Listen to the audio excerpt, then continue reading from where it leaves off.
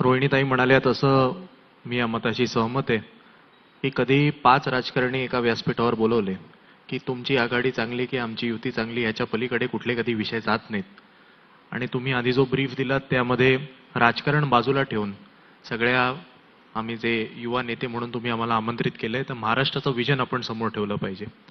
त्यामुळे मी देखील या प्रयत्नात राहीन की राजकारण बाजूला ठेवून आत्तापासूनचा 20 वर्षांपासून 30 वर्षांपासून महाराष्ट्र कसा असला पाहिजे हे मी माझे विचार मांडण्याचा प्रयत्न करतो. सर्वप्रथम मला वाटतं की इन्फ्रास्ट्रक्चर मुंबईमध्ये होतंय, महाराष्ट्रामध्ये होतंय याचा सार्थ अभिमान हा मला आहे. चांगल्याला चांगलं म्हटलंच पाहिजे.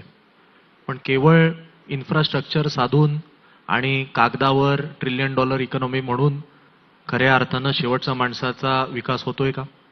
आज मी ज्या मतदारसंघाचं प्रतिनिधित्व करतो तो एक अतिशय इन्फ्लुएन्शियल मतदारसंघ म्हणून ओळखला जातो. वांद्रे पूर्व, बँड्रा ईस्ट अतिशय चर्चेतला मतदारसंघ होता.